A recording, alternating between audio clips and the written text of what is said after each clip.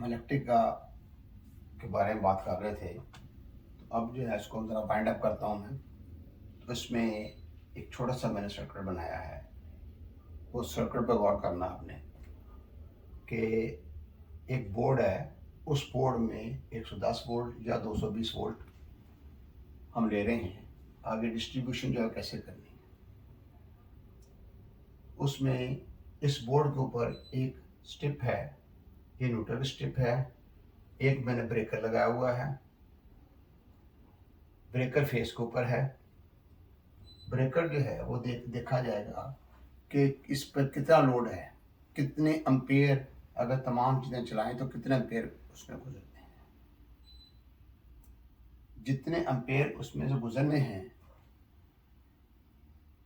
तो उसमें कम से कम 1.5 गुना बड़ा ब्रेकर जो है लगाया जाएगा। फर्ज करें 10 एम्पेयर गुजरने हैं तो हम 15 एम्पेयर का ब्रेकर लगा लेंगे,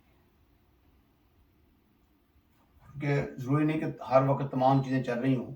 अगर तमाम चल भी रही हों तब भी ब्रेकर जो है उन चीज़ों की क्या जो करंट ले रहे हैं, लेनी है चीज़ें, उनसे ब्रेकर हमारा बड़ा है। न्यूट्रल जो है एक स्ट्रिप बनी हुई है, एल्युमिनियम की होती है, उसमें हम मेन की न्यूट्रल वहाँ दे देते हैं। उसके बाद जो चीज़ें भी चलानी होती हैं उनको, जैसे इसके ऊपर मैंने एक सॉकेट ज़ाहिर की हुई है, फीमेल प्लग है, उसे हम न्यूट्रल डायरेक्ट दे रहे हैं, डायरेक्ट न्यूट्रल दे रहे हैं। और फेज जो है वो बिजली ब्रेकर उसके स्विच को दे रहे हैं। दाएं तरफ सॉकेट है, बाएं तरफ स्विच है। स्विच से एक हाफ है छोटी सी तार डाली है। जब स्विच ऑन करेंगे तो सॉकेट जो है वो एक्टिव हो जाएगी, यानी सॉकेट पे कोई चीज़ चलाना चाहेंगे। पीछे से अगर 110 वोल्ट आ रहे हैं तो 110 वोल्ट वाली चीज़ चलाएंगे हम। अगर 220 वोल्ट आ रहे हैं तो 220 वोल्ट की चीज़ चलाएंगे। ये तरीकाकार होगा। उसके बाद जो है यहीं पर एक मैं छोटी सी बात आपको बताता हूँ, वो ये है कि फेस तार को हम चेक करते हैं, टेस्टर लगाते हैं, तो टेस्टर जब रोशन होता है, टेस्टर के अंदर छोटा सा बल्ब जो है वो लगा होता है, वो रोशन होता है, उससे पता लगा फेस है। अब जो न्यूट्रल जिसे हम कंसिडर कर रहे हैं कि ये न्यूट्रल है, इस पे टेस्टर लगाते हैं तो टेस्टर नहीं रोशन होगा। लेकिन ये गारंटी नहीं है 100%। ये बड़ी अहम बात है, बहुत अहम बात है। गारंटी नहीं है 100% कि ये न्यूट्रल है या नहीं है। अगर हम ये देखना चाहते हैं कि ये न्यूट्रल है या नहीं है तो फिर हम यहाँ पर बल्ब होल्डर एक ले लेंगे, उसमें बल्ब लगाएंगे, 2 तारें लगी होंगी, बल्ब के साथ 2 तारें लगाएं, बल्ब होल्डर के साथ उसमें बल्ब लगाएं, 2 तारें आगे से छील के नंगी करें और उन तारों को एक फेस पे लगाएं और जिसको हम न्यूट्रल कंसिडर करें उस पर लगाएं। अगर तो बल्ब रोशन होता है इसका मतलब है कि वो न्यूट्रल है। अगर बल्ब रोशन नहीं होता तो वो न्यूट्रल नहीं है। अगर पीछे से 110 वोल्ट की लाइन है तो बल्ब भी 110 वोल्ट का लेंगे। अगर 220 वोल्ट की लाइन है तो बल्ब भी 220 वोल्ट का लेंगे। ये ना हो कि लाइन 220 की हो और 110 का बल्ब लगा लें, तो अगर 110 का बल्ब लगाएंगे तो वो उसी वक्त फ्यूज हो जाएगा, जल जाएगा, उसका एलिमेंट बर्न हो जाएगा। और अगर 220 वोल्ट आ रहे हैं और 110 वोल्ट का बल्ब लगाएंगे तो उसकी रोशनी आधी हो जाएगी, निसफ हो जाएगी। ये भी बहुत अहम चीज़ है कि अगर हम यानी सऊदीया में, कनाडा में या अमेरिका में काम कर रहे हैं, अगर हम बल्ब ऐसा लेते हैं जो 220 वोल्ट वाला है तो हम न्यूट्रल फेज जहाँ पर है वहाँ लगाते हैं तो बल्ब की रोशनी आधी जाती है। अगर मुखालिफ फेस होंगे 220 वोल्ट बन जाएगा, बल्ब की रोशनी पूरी हो जाएगी। ये चीज़ भी है। उसके बाद जो है यहाँ सॉकेट पे भी हम चेक कर रहे हैं कि एक बल्ब लगा के देखते हैं। अगर 110 वोल्ट आ रहे हैं तो बल्ब भी 110 वोल्ट का हो तो बल्ब की रोशनी पूरी होगी। अगर 220 वोल्ट आ रहे हैं तो हम बल्ब 220 वोल्ट का लगाते हैं तो बल्ब की रोशनी भी पूरी होगी। अच्छा, इसके अलावा जो है कभी कभार वोल्ट मीटर जो है, वोल्ट मीटर वो भी धोखा दे जाता है। अगर आम आदमी कहें कि वो तो कहेगा ये तो बात ही गलत है। तो हम यहाँ पर जो है वोल्ट मीटर लगाते हैं, हमें जो है वोल्ट शो हो रहे हैं, लेकिन जब हम बल्ब चलाएंगे तो बल्ब रोशन नहीं होता। ये प्रॉब्लम हो जाती है। एक जगह हम गए हैं एसी चलाने के लिए, लड़कों मेरे शागिर्द थे, मैंने कहा भाई एसी चेक करो। कहता है, मैं कहा वोल्ट आ रहे हैं, हाँ जी वोल्ट आ रहे हैं, चलाओ। एसी कंप्रेसर नहीं चल रहा, अंदर हल्का हल्का थोड़ा सा फैन चल रहा है लेकिन कंप्रेसर नहीं चल रहा। वोल्ट वोल्ट हाँ जी 220 है। खुला हुआ कंप्रेसर चेक किया, सारी चीज़ें चेक की, तो वो कंप्रेसर नहीं चल रहा, वोल्ट वहाँ पहुँच रहे हैं। बड़े परेशान हुए। फिर मैं वर्कशॉप से मंगवाया, एक बल्ब होल्डर मंगवाया, 200 वाट का बल्ब मंगवाया, तारें मंगवाई। मैं कहा आप लगा के देखो, कहता बल्ब तो रोशन ही नहीं हो रहा। फिर इलेक्ट्रिक कंपनी वालों को बुलाया, वो भी कहते देखें जी वोल्टेज आ रहे हैं। मैं कहा भाई वोल्टेज आ रहे हैं, एसी नहीं चल रहा, हमारा वोल्ट मीटर भी धोखा दे रहा है, आपका वोल्ट मीटर धोखा दे रहा है, आप जरा फेस भी आ रहा है। मैं कहा उसकी न्यूट्रल जो है उसको पक्की करें जरा। वहाँ मैंने जहाँ उनका एनर्जी मीटर लगा हुआ था, वहाँ पर दो तारें न्यूट्रल फेस, जो जिनको हम सरकारी न्यूट्रल फेस है, उनके साथ थोड़ी छील के बल्ब की दोनों तारों को अच्छी तरह ज्वाइंट कर दिया है। मैं कहा अब देखें ज़रा, जब उन्होंने न्यूट्रल को अच्छी तरह ज्वाइंट किया तो बल्ब रोशन हो गया, एसी चला, एसी भी चल गया। इसलिए जब भी हम एसी का काम करें, फ्रिज का काम करें, डिफ्यूज़र के भी जाएँ, तो वोल्ट मीटर के अलावा जो है एक बल्ब होल्डर साथ रखें, दो तारें लगाएं और उसके अंदर बल्ब लगा लें, जिससे हम टच बत्ती भी कह देते हैं। तो इलेक्ट्रिशियन जो है वो करते हैं टच बत्ती के साथ काम। तो हमारे पास भी टच बत्ती होनी चाहिए ताकि हमारा टाइम वेस्ट ना हो। ठीक है ना, वोल्ट मीटर उसके जरिए भी वोल्ट चेक करने चाहिए। टच में 99% जो है जहाँ वोल्ट होंगे वहाँ बल्ब भी रोशन होगा। बहुत कम ऐसा होता है कि कभी वोल्ट ज़ाहिर हो रहे हैं, उन्हें हम फास्ट वोल्ट वोल्ट कह सकते हैं, झूठे वोल्ट कह सकते हैं। तो इस तरीके से भी धोखा हो जाता है। इसलिए मैंने आपको दो बातें बड़ी अहम बताई हैं। एक ये है कि दो तारें हमें नज़र आ रही हैं, एक तो टेस्टर लगाते हैं फेस है, दूसरी जो है वो दूसरी तार पर टेस्ट लगाते हैं, नंगी करके तार लगाते हैं, तो वो जो है उस पर टेस्ट रोशन नहीं हो रहा। तो वो 100% नहीं कह सकते कि न्यूट्रल है या नहीं है।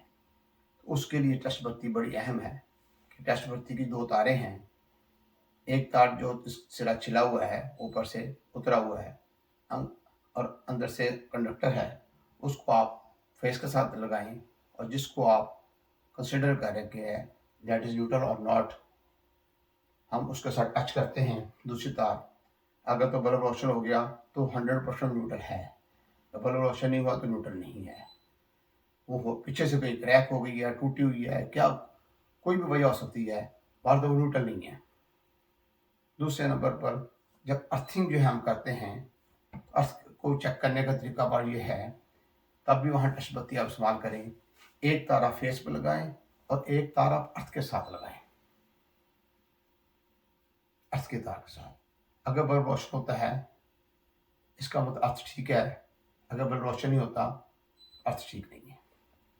तो अर्थ और न्यूट्रल चेक करने के लिए टेस्ट बत्ती जो है बहुत अहम है। तो इस टेस्ट बत्ती लेकर इलेक्ट्रिशियन जो है वो पूरा फॉल्ट जो ट्रेस आउट कर लेता है कि कहाँ फॉल्ट है, क्या उस फॉल्ट का हल क्या है, क्या सिलसिला करना है।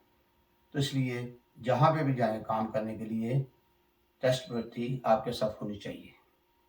अब आगे बात करते हैं, ये छोटा सा मैंने सर्कल बनाया हुआ है, एक सीलिंग फैन है और एक बल्ब होल्डर है जिसमें बल्ब लगना है। जहाँ सीलिंग फैन लगाते हैं वहाँ सीलिंग रोज जो होगा, सीलिंग रोज है वो 4 पॉइंट वाला होगा, 2 पॉइंट आपस में शॉर्ट होंगे। किसी एक पॉइंट के ऊपर आपने न्यूट्रल देनी है, किसी एक पॉइंट पर हाफ फिक्स देना है, और इसी तरीके से बल्ब होल्डर जो है वहां पे भी एक हाफ फिक्स देना है और एक न्यूट्रल देनी है। इसका तरीकाकार ये होता है कि फर्ज करें एक दुकान है, उस दुकान में 6 चीजें हैं, आपने एक ही न्यूट्रल जो है, एक ही न्यूट्रल फर्ज के 4 सीलिंग रोज लगे हुए हैं, 2 बल्ब होल्डर लगे हुए हैं। उन तमाम के साथ एक ही तार जो है वो न्यूट्रल की जो है उस उनको लगा लगा के आपने ले आना है, इधर बोर्ड के अंदर ले आना, बोर्ड के अंदर ले आएंगे। तो उसमें कलर जो है, वैसे तो कोई भी हो तो काम चल जाता है, आसानी के लिए आप ये कर लें कि ब्लैक कलर की तार जो है, ठीक है, वो जॉइंट लगाते जाएं, छीलते जाएं और तमाम पॉइंटों के साथ लगा के बोर्ड के अंदर ले आनी है। उसको हम न्यूट्रल के साथ लगाएंगे। अभी आपने कोई कनेक्शन नहीं देना किसी किस्म का, पहले तार ले आनी है। उसके बाद 6 चीज़ें हैं तो 6 हाफ फेस ले आनी है बोर्ड के अंदर। तो टोटल हमारे पास 7 तारें हो जाएंगी। 6 हाफ फेस हैं। अभी हमने किसी इसका जॉइंट नहीं किया, जस्ट हम वहां से ले आए हैं। वायरिंग हमेशा उल्टी शुरू होती है, बोर्ड से नहीं शुरू होती, बोर्ड पे ख़त्म होती है। वहां पर हम ऐसा करेंगे कि जो न्यूट्रल तार है उसको हम न्यूट्रल के साथ, जो पट्टी लगी हुई है या न्यूट्रल वैसे है उसके साथ अच्छी तरह जोड़ के उसको हम टेप कर देंगे। उसके बाद जो हाफ फेस हैं, अगर 6 चीज़ें हैं तो 6 स्विच लगे होंगे। तो 6 स्विचों के साथ जो है ये तरतीब ज़रा देख लें कि किस तरतीब के साथ लगाना है। तो 6 तारें जो हैं हाफ फेस की वो 6 स्विचों के आउटपुट पर लगा देनी है। उसके बाद जो स्विच हैं, इन स्विच को इनपुट पर आपने 6 के 6 स्विचों को आपने क्या करना है कि एक फेस जो है उसको अटैच कर देना है। फेस का तलक ब्रेकर के साथ होगा या कम से कम फ्यूज के साथ होगा। अब जो है जौन सा स्विच ऑन करेंगे, ठीक है ना, वो देखेंगे वो किस चीज़ के साथ है, वो चीज़ जो है वो चल पड़ेगी। अगर पंखा तो पंखा चल पड़ेगा, अगर ट्यूबलाइट है ट्यूबलाइट जल जाएगी, अगर फानूस है फानूस चल पड़ेगा, अगर बल्ब होल्डर बल्ब लगा बल्ब जल जाएगा, या कोई एनर्जी सेवर लगा एनर्जी सेवर जल जाएगा। इस तरीके से 6 स्विचों के साथ 6 चीज़ें कंट्रोल होंगी। अगर फर्ज करें आप पहले स्विच के साथ एक बल्ब भी चलाना चाहते हैं तो, लेकिन उसमें वो पंखा चल रहा है तो तार चेंज कर लें। इस तरीके से हमारी वायरिंग जो होगी। तो यहाँ पर जो मैंने वायरिंग दिखाई है, यहाँ पर एक स्विच दिखाया हुआ है, उसके साथ सॉकेट है।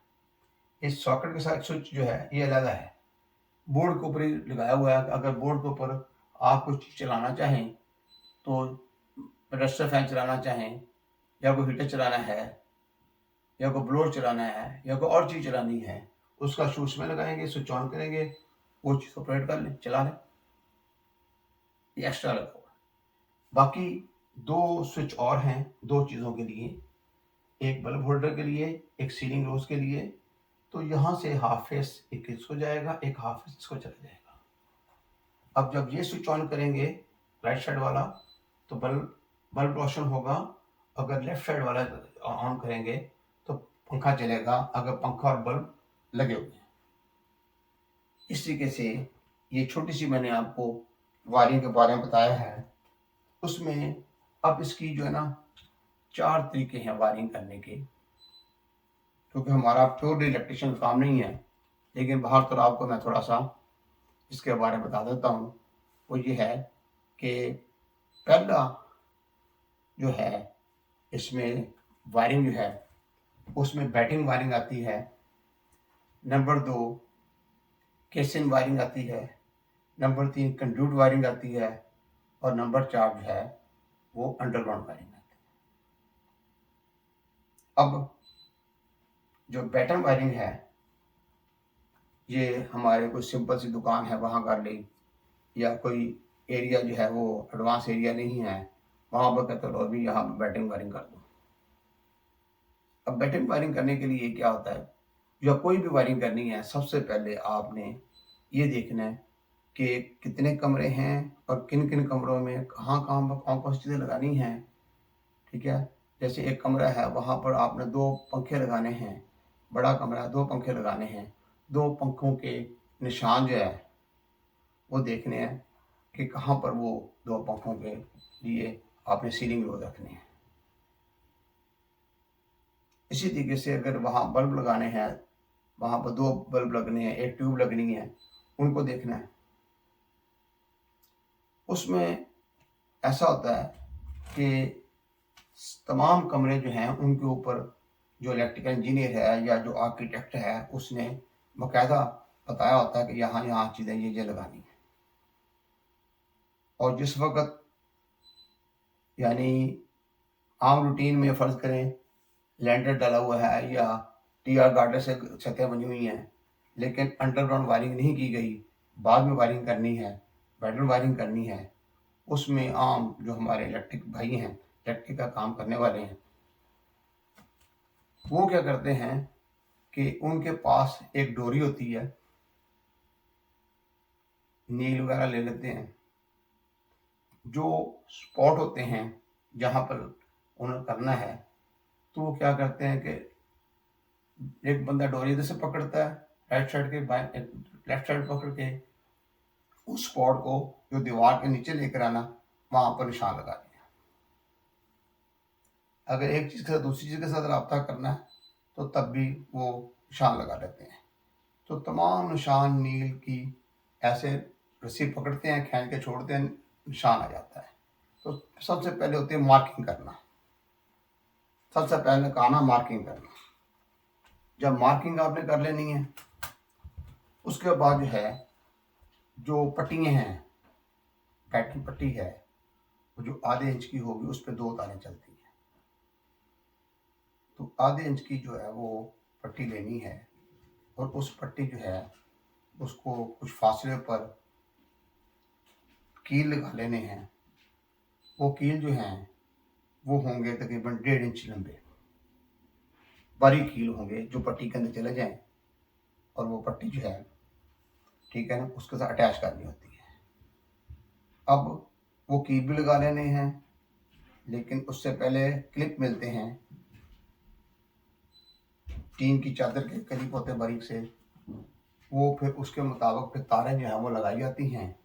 अगर 2 तारें लगानी हैं तब भी आधे इंच की पट्टी चल जाएगी, 3 तारें लगानी है तब भी चल जाएगी, 4 लगानी बमुश्किल चलेगी, ज़बरदस्ती लगा लेंगे। तो क्लिप जो है अगर 2 तारें लगानी है तो छोटे क्लिप मिलेंगे, अगर 3-4 तारें उससे ज़रा बड़े क्लिप मिल जाते हैं। वो क्लिप जो है ना ज़मीन पर रख के उनको क्लिपिंग कर लेनी है। छोटे छोटे कील होते हैं वो क्लिप से लगा लेते हैं, छोटे छोटे कील हैं उनके साथ क्लिप लगा लेंगे, तो क्लिप लगा लगा कर रखते जाएंगे। सारी पट्टियों क्लिप लगा दी है, फिर पट्टियों के अंदर हमने क्या करना है, की लगाने हैं। की लगा के हल्के हल्के उनको चोट लगाना है, हथौड़ी के जरिए निशान आ जाएंगे। जब निशान आ जाए तो एक बंदा डेल रखे, 2 सूत का वर्मा जो है दीवार वाला जिसे वॉल बिट कहेंगे, उसके साथ सुराख करना है, सादी गट्टी लगा देनी है। गट्टियाँ लगाने के बाद जब कील को आप चोड़ लगाएंगे तो कील गट्टी के अंदर चला जाएगा, तो पट्टी ठहर जाएगी। इस तरीके से तमाम पट्टियों को ठहराना है। क्लिपिंग करने के बाद जब क्लिपिंग ठहरा दिया, फिर तारों को साथ साथ क्लिपों के साथ जोड़ते जाना है। जोड़ते जाएंगे तो तारें जो है ना क्लिपों के साथ जुड़ती जाएंगी और तमाम तारों को हम इधर ले आएंगे बोर्ड के अंदर। अब उसमें ऐसा है कि न्यूट्रल के लिए अगर हम ब्लैक तार इस्तेमाल करते हैं, ऑरेंज कलर जो है वो हम हाफ फेस के तौर पर इस्तेमाल कर लेते हैं, तो ये इस तरीके से सारी तारें जो है ना उसके अंदर आ जाती हैं। तो जो होगा ऑरेंज वो पता लग जाए कि हाफ फेस है, ये स्विचों के साथ लगाना है, और जो ब्लैक तार है वो न्यूट्रल से। अब कस्टमर कहता है भाई आप ऐसा नहीं करना, आपने सारी ब्लैक तार डालनी है। अब परेशानी होगी कि न्यूट्रल किसको बनाएंगे। अब जो न्यूट्रल हम लेकर आ रहे हैं, फर्ज करें एक पट्टी ऐसे आ रही है, उस पट्टी में कुछ इलेक्ट्रिशियन ऐसे हैं वो कहते हैं भाई सबसे नीचे की तरफ तार जो है वो न्यूट्रल लेकर आनी है। अब सबसे नीचे वाली तार जो है जब आएगी वो क्या करते हैं, बोर्ड के अंदर ले आएंगे, बोर्ड के अंदर ले आएंगे, उसके ऊपर जो है ना एक प्लास के कट का निशान बना लेते हैं कि ये न्यूट्रल है। इसी तरीके से दूसरी तरफ से तारें आ रही हैं, 3-4 तरह से तारें, वो तार जो भी न्यूट्रल आ रही है, जिसको वो न्यूट्रल को पता ज़हन में हो तो इलेक्ट्रीशियन को पता होता है कि ये हमने नीचे की तरफ तार रख के लेकर आनी, ऊपर की तरफ रख के लेकर आनी है, उसको कट के निशान थोड़ा लगा लेंगे कि ये 3 तारें इसके अंदर आ गई हैं, ये तीनों तारें न्यूट्रल की हैं। अब जो बाकी हैं, ऑरेंज कलर जो आ रहा है, या सॉरी बाकी जो तारें हैं, ठीक है, वो हाफ फेज किस तरह लगेंगी, तमाम स्विचों के साथ लग जाएंगी, स्विचों के साथ लग जाएंगी। तो इस तरीके से हाफ फेज काट काट के स्विचों से लगा लेंगे, और जो न्यूट्रल होगी वो न्यूट्रल से टच करेंगे, और जो ये होंगे स्विच वगैरह, जो स्विच है, इन तमाम स्विचों को दूसरी तरफ जो है फेस तार दी जाएगी, और इस तरीके से जौन सा स्विच ऑन करेंगे वो चीज़ एक्टिव होगी। तो ये पैटर्न वायरिंग के अंदर पहले मार्किंग है, उसके बाद क्लिपिंग करनी है, उसके बाद जो है उसको कीलों के साथ ऊपर जोड़ना, छत के साथ या दीवारों से जोड़ना है, उसके बाद उस पर तारें परोनी है, और तारों की तरतीब भी रूटीन में हो जाती है।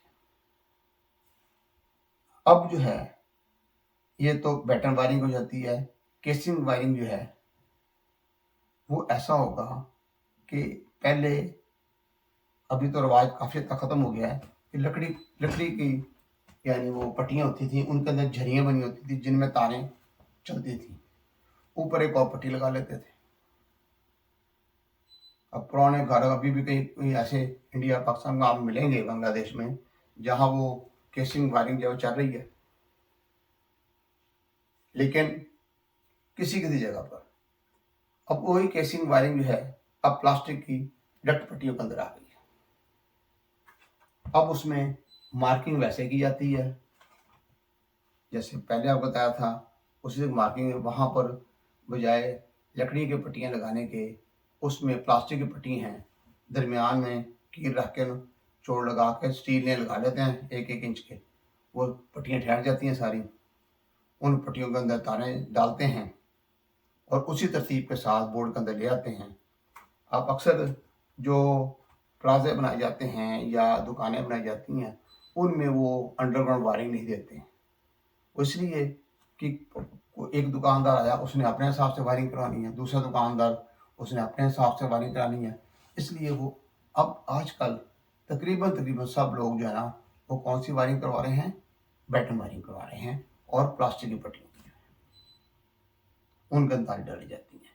कंड्यूट वायरिंग में ऐसा होगा कि पाइप जो है इस्तेमाल किए जाएंगे, प्लास्टिक के पाइप इस्तेमाल किए जाते हैं, उसमें भी ऐसा ही होगा कि पहले आपने मार्किंग करनी है, फिर आपने क्या करना है कि जो क्लिप होते हैं जो प्लास्टिक को के पाइपों को पकड़ते हैं, उनको मार्किंग करने के बाद उनको लगाया जाता है, और पाइप जो है उसके अंदर फंसा दिए जाते हैं, उन पाइपों में तारे जाती हैं, उससे हम कंडक्ट वायरिंग कह देंगे। अगर उन्हीं पाइपों को अगर हम छत के अंदर डाल देते हैं या दीवारों में डालते हैं, तो वो अंडरग्राउंड वायरिंग हो जाती है, वो किसी किस्म को पाइप नज़र नहीं आता, ना तारें नज़र आती हैं, वो सब अंडरग्राउंड हो जाती है। अब जितने भी घर बन रहे हैं उनमें 90% घर ऐसे हैं जिसमें अंडरग्राउंड वायरिंग ही हो रही है। जब अंडरग्राउंड वायरिंग करनी है, उस वक्त क्या है कि डिज़ाइन बना हुआ है, आर्किटेक्ट ने बताया हुआ है कि यहाँ यहाँ ये पॉइंट रखने हैं, ठीक है। जो राजगिरी का काम कर रहे हैं, राज हैं, उनको भी बताया जाता है कि आपने भाई इस तरीके से छत डालनी है, ऐसे सरिया वाला डालना है, लेंटर ऐसे डालना है, और इस तरीके से जो इलेक्ट्रिशियन है उसने अपना काम करना है। उसमें ऐसा होता है कि डब्बियाँ होती हैं प्लास्टिक की या लोहे की, वो छत के अंदर ऐसे रख दी जाती हैं, उनके अंदर पाइप जो हैं, पाइप नरम, अगर उसका पाँव आ भी जाए तो टूटे ना हो, इस किस्म के पाइप इस्तेमाल किए जाते हैं। तो वो पाइप जो है ना, वो इस्तेमाल किए जाते हैं, और लेंटर डालने से पहले, यानी जब सरिये बांध दिए जाएंगे, लेंटर के लिए सरिये बांध दिए जाते हैं, नीचे जो है ना शटरिंग कर दी जाती है, और ऊपर सरिये वगैरह बांधे जाते हैं एक दूसरे के साथ, वहाँ पर फिर ये पाइप जो है वो भी चालू होते हैं। इलेक्ट्रिशियन जाएगा, वो डब्बियाँ रखता जाएगा। जहाँ पर पंखा लगाना कोई, वहाँ पर ख़ास डब्बी होती है, ठीक है, जिसके अंदर एक बड़ा मजबूत रॉड होता है ताकि पंखा उसके साथ हैंग किया जा सके। तो इस तरीके से वो पंखों की जगह भी, और बल्ब बल्ब जहाँ लगाने हैं, वहाँ दूसरी चीज़ें लगानी है, वहाँ डब्बियाँ जो है ना दीवारों के अंदर, और वहाँ पर छत, जब छत डलनी है तो डब्बियाँ रख ली जाती हैं तमाम, और उसमें पाइप भी रखे जाते हैं। उसके बाद जब आपने, क्योंकि स्विच जो है या बोर्ड वो छत के साथ नहीं होगा, नीचे होगा, जहाँ पर वो तारें नीचे डाउन करनी है वहाँ पर उन्होंने बैंड डाला होता है, एल्बो टाइप बैंड होता है। वो बैंड को नीचे की तरफ ले आते हैं, वहाँ से फिर झरी डालते हैं, दीवार बनी होती है, झरी डालकर अब उसकी लाइन लगा जाती है झरियों की, ठीक है। तो छेनी के ज़रिए, बहुत तेज़ छेनी हो, चीज़र हो, वाल चीज़र हो, दीवार वाली छेनी हो, पतली हो, बारीक हो और बहुत तेज़ हो। इलेक्ट्रिशियन को पता होता है कि ये छेनी हमारे काम की छेनी है। उससे फिर वो हथौड़े के ज़रिए वो झरियाँ जो है ना डाल लेते हैं, या फिर ग्राइंडर है, ग्राइंडर के ज़रिए ग्राइंडर लगाया, झरी बनाई और उसके अंदर पाइप डाल के ले आए। इसके अंदर बोर्ड, जो बोर्ड जहाँ पर लगना है वो भी दीवार के अंदर जगह बनानी है पीछे की तरफ, ताकि बोर्ड उसके अंदर आ जाए और उसका कवर आगे की तरफ आ जाए। इस तरीके से ये सिलसिला किया जाता है। और वायरिंग का असूल वही है, बेशक बैटन वायरिंग हो, केसिंग वायरिंग हो, कंडक्ट वायरिंग हो या अंडरग्राउंड वायरिंग हो। वायरिंग कहाँ से शुरू की जाती है? जितने भी इलेक्ट्रिकल एप्लायंस लगनी है तो यहाँ से शुरू करना है। तो सीलिंग रोज हों या वैसे तारें छोड़ी हुई हों, तो वहाँ पर आपने क्या करना है कि वहाँ से सारी तारें जो हैं बोर्ड के अंदर लेकर आनी है। कंट्रोल सारा बोर्ड के अंदर ही है। तो ऐसा भी है कि अगर चीज़ें बड़ी छोटी हो रही हैं, जैसे एसी भी लग रहे हैं, उसके लिए तारें मोटी ले आते हैं, क्योंकि उनकी करंट कैरी कैपेसिटी ज़्यादा होती है, ज़्यादा करंट बर्दाश्त करने वाली होती हैं। तो ये ज़रूर मद्देनज़र रखिए। पहले मैं आपको बता चुका हूँ, दोबारा फिर बता रहा हूँ कि करंट कैरिंग कैपेसिटी को मद्देनज़र रख के तारों को लगाया जाता है। अगर आप ऐसे नहीं करेंगे तो नुकसान हो सकता है। जितनी कोई चीज़ करंट लेगी उससे कम से कम 3 गुना बड़ी, ज़्यादा करंट बर्दाश्त करने वाली तार जो लगानी है। अगर कोई चीज़ 10 एम्पीयर लेती है तो आप 30 एम्पीयर बर्दाश्त करने वाली तार लगाएं, ताकि तार जो 100 साल भी गुजर जाए तार ना खराब हो। अगर तारें खराब हों, जलेंगी, आपस में मिलेंगी, धमाके होंगे, मसाइल बनेंगे, शॉर्ट सर्किट होगा। तो तारें अगर सही वायरिंग होगी, आम घर में जो 3 नतीज की तार जो है इस्तेमाल होती है आम चीज़ों के लिए। अगर पानी वाली मोटर है तो 7 नतीज की तार इस्तेमाल करें। जहाँ पर आपने स्त्री इस्तेमाल लगानी है, स्पॉट बनाया हुआ है, वहाँ पे 7 नतीज की हो जाए तो बेहतर है, क्योंकि स्त्री 4.25 साढ़े 4 एम्पीयर वो लेती है। इसके अलावा जो एसी हैं, जो 1.5 टन का एसी है 736 की तार, और जो 2 टन का है 744 की तार अच्छी किस्म की वो डालनी है। तो इस तरीके से मसाइल जो नहीं बनेंगे। तो ये वायरिंग जो है इसका तरीकाकार आपको बता दिया है कि batten wiring, conduct wiring, casing wiring और अंडरग्राउंड वायरिंग। असूल सब एक ही है, असूल सब एक ही है। वहाँ बस ये है कि अंडरग्राउंड में भी पाइप भी इस्तेमाल होंगे, वही जो कंडक्ट वायरिंग है वो अंडरग्राउंड हो जाएगी, कोई मसला नहीं। सिर्फ ये है कि वो पाइप अंदर वजह छुप जाएंगे, ऊपर जो है ना वो उन पर प्लस्तर का कर दी जाएगा, पेंट शेड हो जाएगा, तो पता नहीं लगेगा कौन सी तार किधर आ रही है। अब जिस वक्त तारें पुरानी हैं उनके पास स्टील वायर होती है, स्टील वायर, स्टील वायर के साथ तार को बांधते हैं, स्टील वायर के लेके जाएंगे। इस तरीके से स्टील वायर जो है ना उससे तार खींच के जो है ना वो नीचे उतर जाते हैं। तो इस तरीके से वायरिंग जो मुकम्मल की जाती है। तो ये बाहर तो ये तो मैंने आपको बोर्ड में बताया है, लेकिन अगर आपने इलेक्ट्रिशियन काम सीखना है तो इलेक्ट्रिकल का कोर्स है, 6 माह का भी होता है, 1 साल का भी होता है, 2 साल का भी होता है, 3 साल का भी होता है।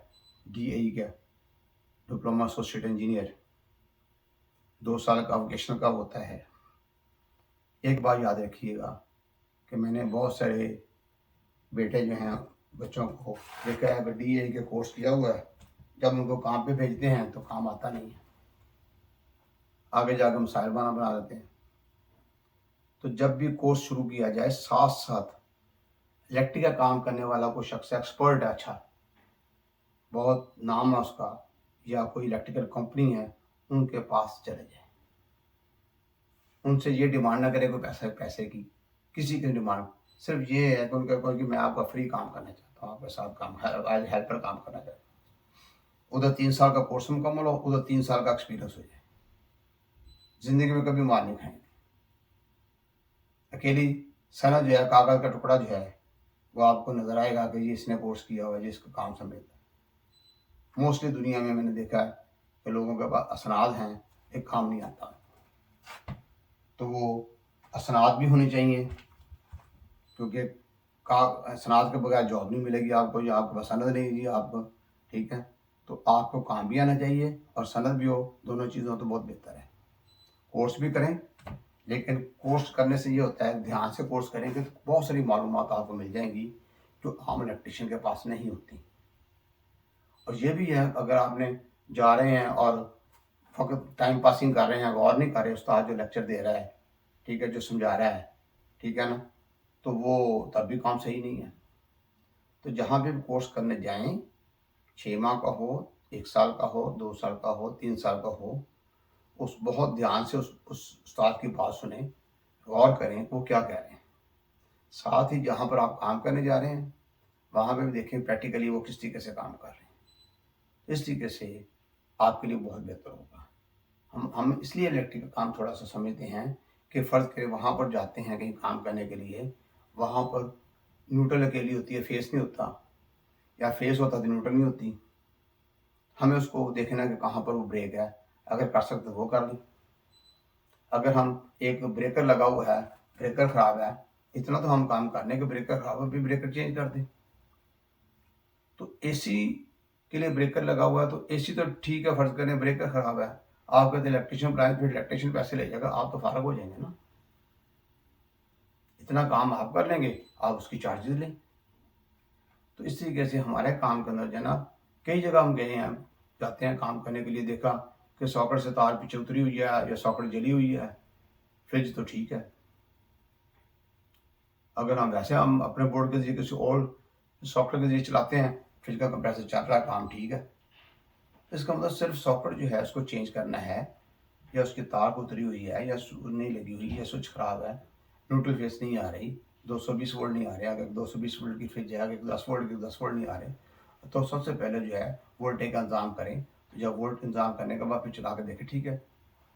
तो ये हमारा सिलसिला जो है ये हो गया इलेक्ट्रिक का काम, ठीक है। फिर भी मेरा नंबर है, अगर कोई आदमी समझता है कि हमें ये बात समझ नहीं आई, तो फिर मैं उसको बता सकता हूँ। मेरा व्हाट्सएप नंबर है, जो मुझे पता होगा मैं ज़रूर बताऊँगा, क्योंकि मेरी ज़हन में यही है कि मैं जितना भी हो सकता है, जितना मुझे रब ताला ने दिया हुआ है नॉलेज, मैं आगे बढ़ लूँ। आगे आपका काम उसको पिक करना, ध्यान से लेक्चर सुनेंगे, बहुत फ़ायदा होगा। अब ये हमारा इलेक्ट्रिक का चैप्टर जो है ना, ये क्लोज़ करता हूँ मैं। अब हम रेफ्रिजरेशन की तरफ आते हैं।